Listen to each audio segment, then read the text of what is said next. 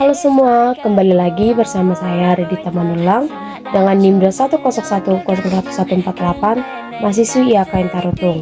Kali ini saya akan membahas tentang model pembelajaran berbasis teknologi, di mana yang akan saya bahas yaitu model pembelajaran LMS atau Learning Management System, di mana Learning Management System merupakan sebuah sistem manajemen pembelajaran terintegrasi berbasis online.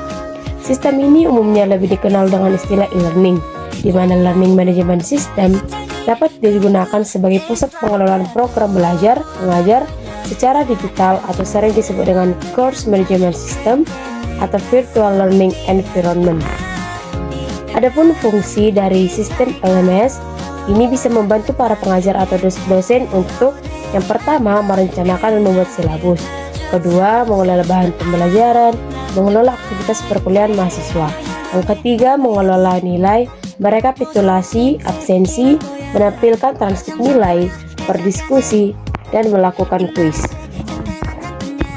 Dalam setiap mode pembelajaran pastinya memiliki kelebihan dan kekurangan masing-masing, di mana kekurangan dari LMS atau Learning Management System ini adalah yang pertama, membutuhkan koneksi internet untuk mengakses LMS. Tentu, karena mode pembelajaran ini merupakan mode pembelajaran yang digunakan berbasis online, sudah tentu membutuhkan koneksi internet yang kuat. Yang kedua, kurang bisa menerapkan interaksi secara real time antara dosen dan mahasiswa. Misalnya, apabila ada mahasiswa yang bertanya kepada dosennya hari ini, sementara dosen tersebut baru online besok, maka jawaban dari dosen tersebut baru bisa diterima mahasiswa pada keesokan harinya. Di mana maksud dari kata ini merupakan di mana dalam suatu pembelajaran seorang mahasiswa ingin bertanya pada hari ini, maka belum tentu pada hari itu juga atau langsung pada saat itu juga pembelajaran akan diterangkan atau disampaikan oleh dosen tersebut, karena itu tergantung dari dosennya apakah dia online atau tidak dalam mengikuti pembelajaran. Yang ketiga, membutuhkan perangkat penunjang seperti komputer, laptop, dan smartphone untuk bisa menggunakan LMS. Untuk itulah model pembelajaran ini dapat dilakukan masih dalam tahap yang lebih naik lagi atau tidak bisa digunakan pada pelosok-pelosok atau desa-desa. Tapi walaupun demikian, masih ada keuntungan atau kelebihan memakai mode pembelajaran ini. Seperti yang pertama, waktu pembelajaran jadi lebih efisien karena pembelajaran online dapat diakses di mana saja dan kapan saja. Yang kedua, biaya untuk menggunakan LMS lebih murah dibandingkan proses pembelajaran tatap muka. Ketiga, memudahkan aktivitas kuliah seperti kuis, tugas, upload materi, integrative discussion.